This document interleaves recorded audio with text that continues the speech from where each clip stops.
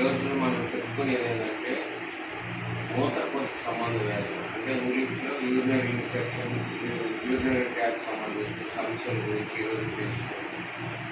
ఈ ఎక్కువగా ఏటి వల్ల వస్తుంది, దీనికి కారణాలు ఏంటి, ఏ విధంగా వస్తుంది, వీటిలో కిడ్నీ రాళ్ళు, యూరినరీ ఇన్ఫెక్షన్, ఇది ఏ విధంగా మనకి లేడీస్లో కూడా ఎక్కువ ఇబ్బంది పెట్టేది కూడా యూరినరీ ట్రాక్ట్ ఇన్ఫెక్షన్స్.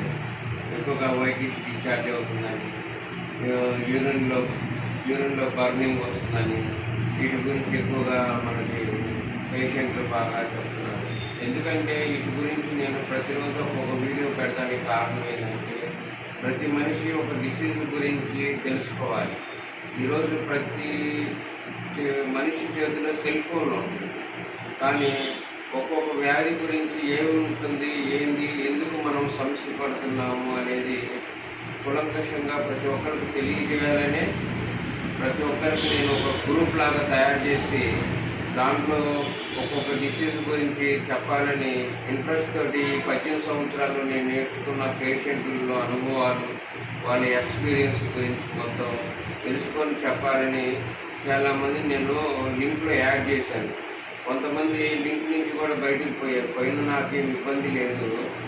ఎందుకంటే నేను దాంట్లో మీకు గురించి సమస్యలు చెప్పడానికే దాంట్లో నాకు ఫోన్ చేస్తారు కాబట్టి పేషెంట్స్ వాళ్ళ గురించి యాడ్ చేయాలనే ఉద్దేశంతో చేశాను తప్ప నాకు వేరే ఎలాంటి దురుద్దేశము లేదు. అందుకని ఈరోజు మనము మూత్రకోశ సంబంధ వ్యాధుల గురించి తెలుసుకున్నాం. ఎక్కువగా కిడ్నీలో రాళ్ళ గురించి ప్రతి ఒక్కరు బాగా సమస్య పడుతున్నారు. నేను దాదాపు ఈ 18 సంవత్సరాలు స్టడీ చేసింది ఏంటంటే, కిడ్నీలో రాళ్ళ వాళ్ళు ఎక్కువగా హాస్పిటల్స్కి వెళ్ళిపోయి ఏం చేస్తారు, పెయిన్ కిల్లర్స్, ఇంజెక్షన్స్, సెలైన్స్ పెట్టించుకుంటున్నారు. ఈ కొంతవరకే రిలీఫ్ అవుతుంది, శాస్త్ర పరిష్కారం దొరకట్లా. ఒకవేళ స్టోన్స్ పెద్ద అయిందనుకో, దాన్ని ల్యాప్రోస్కోపిక్ మెథడ్ ద్వారా కూడా స్టంట్స్ లాంటివి వేసేసి దాని ద్వారా గ్రాడ్యువల్గా బ్లాస్ట్ చేయడం వల్ల రోజు రోజుకి యూరిన్ ద్వారా పాస్ అయ్యేటట్టు ఈ రకరకాల మెథడ్స్ ఈ రోజుల్లో డెవలప్మెంట్ జరిగింది. కానీ ఆయుర్వేదిక్లో మంచి ఔషధాలు ఉన్నాయి. మంచి ఔషధాల ద్వారా శాస్త్ర పరిష్కారం కూడా ఇలాంటి కిడ్నీ స్టోన్స్కి నేను దాదాపు ఈ 18 సంవత్సరాల్లో 50 నుంచి 60 మంది కేసెస్కి కిడ్నీలో రాళ్ళు కరగడానికి ప్రతి ఒక్కరికి మెడిసిన్స్ ఇచ్చాను. ప్రతి ఒక్కరికి మెడిసిన్స్ ఇచ్చిందే కాకుండా ఫస్ట్ వచ్చిన పేషెంట్ని ఎక్కడ ప్రాబ్లమో తెలుసుకొని స్కానింగ్ తీసిన తర్వాత కూడా 45 days నేను మెడిసిన్స్ వాడుతున్నాను. ఆయుర్వేదిక్ ఔషధాల ద్వారా వాడిన తర్వాత కూడా అవి తగ్గిందా లేదా అని కూడా పేషెంట్కి ప్రూఫ్ కూడా చూపిస్తున్నాను. ఒకవేళ కొన్నిసార్లు పెద్ద బిగ్ స్టోన్స్ అంటే 8 mm, 12 mm, 13 mm ఉంటుంది. కొన్నిసార్లు 45 daysలో కూడా క్లియర్ కాకపోతుంది, సైజ్ తగ్గుతుంది. కానీ కొంచెం స్టోన్స్ 4 mm, 6 mm అంటుంటే ఇంకొక 10 days ఎక్స్టెండ్ చేస్తామే తప్పించి, ఇప్పుడు నేను ఈ 12 సంవత్సరాలు కానీ ఈ 18 సంవత్సరాలు హాస్పిటల్ పెట్టిన అనుభవంలో ఎంతోమంది ట్రీట్మెంట్ ఇచ్చిన తర్వాత 5-6 years నుంచి కూడా పేషెంట్ మళ్ళీ కిడ్నీ స్టోన్స్ రిపీట్ కాకుండా చేయగల సత్తా ఈ చిరాల్లో పలానా డాక్టర్గా నేను నిరూపించుకున్నాను. అందుకనే ప్రతి ఒక్కరికి మీడియా ఈ సెల్ ఫోన్ ద్వారా ఎందుకు నేను తెలియజేస్తున్నానంటే, యూరినరీ ట్రాక్ట్ ఇన్ఫెక్షన్ అసలు ఎందుకు వస్తుంది, దీంట్లో ఈ కారణాలు ఏంటంటే ఎక్కువగా లేడీస్, చిన్నపిల్లల్లో కూడా వస్తుంది. దీనికి కారణం ఏంటి, వాటర్ ఎక్కువ తీసుకోవాలి. లేడీస్ ఏంటంటే చిన్న పిల్లలు ఉన్నారు పాపం, 6 years, 7 years, 12 years, లేదంటే కాలేజీ పిల్లలు ఉన్నారు. ఏంటంటే వాళ్ళు వాటర్ ఎక్కువ తాగు. ఎందుకంటే యూరినల్స్కి వెళ్ళాలి అంటే స్కూల్లో కూడా కాలేజీల్లో కూడా కొంచెం గిల్టీగా ఫీల్ అవుతారు. వాళ్ళు బాత్రూమ్స్కి వెళ్ళాలన్నా కూడా కొంచెంగా ఫీల్ అవుతారు. ఎందుకంటే ఆడపిల్లలు కదా, వాళ్ళకి కొంచెంగా అందువల్ల వాళ్ళు ఏం చేస్తున్నారు, ఈ వాటర్ ఎక్కువ తగ్గటం వల్ల వాళ్ళకి ఎక్కువగా యూరినరీ ట్రాక్ట్ ఇన్ఫెక్షన్ ఫామ్ అవుతుంది. అదే కాకుండా హిమోగ్లోబిన్ లెవెల్స్, బ్లడ్ పర్సెంటేజ్ తక్కువగా ఉన్నా కూడా వీళ్ళకి యూరినరీ ట్రాక్ట్ ఇన్ఫెక్షన్ రావడానికి కారణం. ఈ యూరినరీ ట్రాక్ట్ ఇన్ఫెక్షన్ మినిమం ఎంత ఉండాలి, 3 to 5% ఉంటుంది. అందరికీ ఉంటాయి, నీకుంటే నాకుంటే అందరికీ ఉంటాయి. కానీ ఈ ఎక్కువగా ఉండటం వల్ల దీనివల్ల ఫీవర్స్ వస్తాయి, కాళ్ళు వాపులు వస్తాయి, బాడీ పెయిన్స్ వస్తూ ఉంటాయి, మిగతా వేరే కంప్లైంట్స్ కూడా రావడానికి ఛాన్సెస్ ఉంటాయి. అందువల్ల ఈ కిడ్నీ స్టోన్స్ వచ్చినా కూడా యూరినరీ ట్రాక్ ఇన్ఫెక్షన్ ఫామ్ అవ్వడానికి ఛాన్సెస్. అసలు కిడ్నీ స్టోన్స్ దేనివల్ల వస్తాయి? ఎక్కువగా దేనివల్ల వస్తుంది? టమాటా. మనం తీసుకునే టమాటాలో దానిలో ఉన్న గింజల్లో కాల్షియం ఆక్సిలేట్ అనే క్రిస్టల్స్ ఉంటాయి. అందువల్ల మీరేం చేయాలి? తినాలి, టమాటా తినొద్దని నేను చెప్తాను.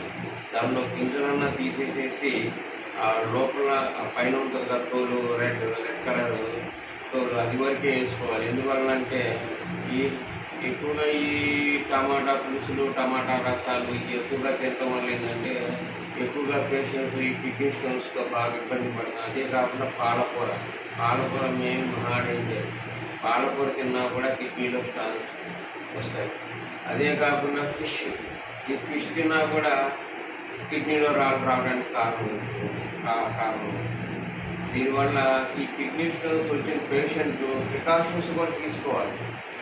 నేను అన్నీ తింటాను, స్టోన్స్ కూడా మళ్ళీ ఎందుకు వస్తుంది అంటే కొన్ని వచ్చిన తర్వాత వాటికి వాటర్ కానీ ఎక్కువ తీసుకోవడం, బార్లీ నీళ్ళు, సబ్జా నీళ్ళు, పుచ్చకాయ, చెరుకు రసం ఇలాంటి ఎక్కువగా వాటర్ తీసుకోకపోవడం వల్ల కారణం. ఈ ఎక్కువగా ఏ కాలంలో ఎక్కువ వస్తాయి మనకి?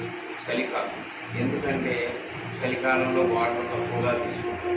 దానివల్ల ఏమవుతుంది, మనం యూరిన్ కూడా తక్కువగా వెళ్తూ ఉంటాము. ఆ టైంలో స్వెట్టింగ్ కూడా ఉండదు, మనం తీసుకునే వాటర్ కూడా బాగా చల్లగా ఉంటుంది చలికాలం టైంలో. మళ్ళీ అదే కాకుండా ఎండాకాలంలో ఎక్కువ ఉంటుంది. ఎంత వాటర్ ఎక్కువ తీసుకున్నా ఎక్కువగా చెమట రూపంలో మనకి ఎక్కువగా స్వెట్టింగ్ అవ్వడం వల్ల కూడా మనకి యూరిన్ తక్కువ వస్తుంది. ఆ టైంలో కూడా ఈ కిడ్నీ స్టోన్స్ ఎక్కువగా ఫామ్ అవడానికి అవుతుంది.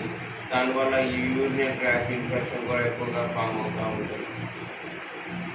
అందువల్ల ప్రతి ఒక్కరు తెలుసుకోవాల్సింది ఏంటంటే ఈ టమాటా తినాలి. టమాటా వేసుకుంటేనే కూరల్లో రుచిగా ఉంటాయని మనం అనుకుంటాము.